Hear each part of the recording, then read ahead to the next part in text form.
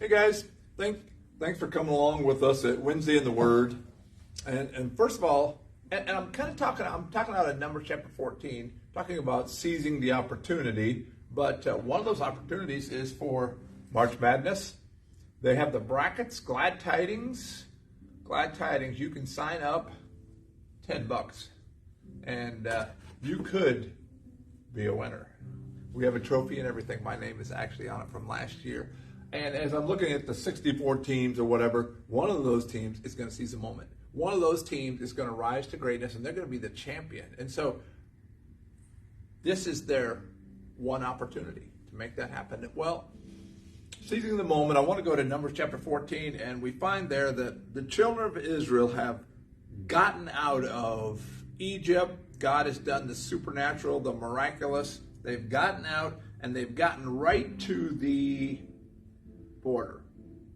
Talk a little bit about this Sunday, but it's just been welling up and rolling over and over in me. And verse 3, it says, "Why is the Lord taking us to this country, only to have us die in battle? Our wives and our little ones will be carried off as plunder. Wouldn't it be better for us to return to Egypt?" And they plotted, and they said, "Oh, we can't do this. It's too much. It's too big." And even though they've seen all the miracles, they failed to understand the power of God. And God said, "You know what? I am done with you guys." But Moses stepped up.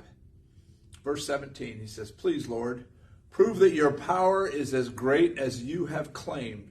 For you said, 'The Lord is slow to anger and filled with unfailing love, forgiving every kind of sin and rebellion.'" Man, right there, you could just stop right there. The Lord is slow to anger, filled with unfailing love, forgiving every kind of sin and rebellion. So wherever you're at in life, if Satan's telling you you've been too bad or you've been whatever, God says, "I have great power and I am willing to forgive every type of sin and rebellion." However, he does not excuse the guilty. He lays the sin of the parents upon their children. The entire family is affected, even children into the third and fourth generations.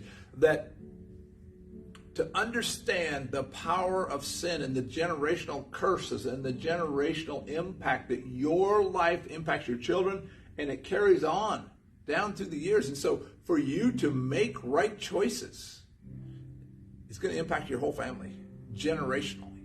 And so maybe your parents or your grandparents made some poor choices. God's able to break those chains, though.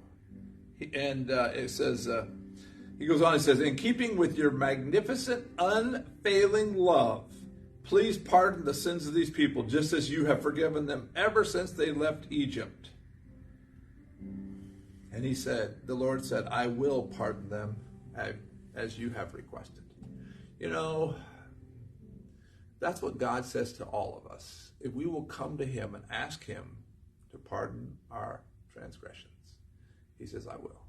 Now there are still some sowing and reaping. There's some reaping that's going to take place in your life if you've lived a stupid life and lived sin and all about yourself and your pleasure and your junk and stuff. There's still some reaping, but you begin to sow new and good seed. But he says, "I will forgive your sins." So today, if you're struggling and Satan's trying to tell you that you are a failure, you're a loser, and you failed one time too many, God says, "Nope, I still love you. You're my child." 1 John chapter 3 talks about we are children of God. And so we're going to be looking into that chapter tonight, Wednesday night, 6:30. So sign out your bracket. Go Purdue. We'll see you later. Have a great night.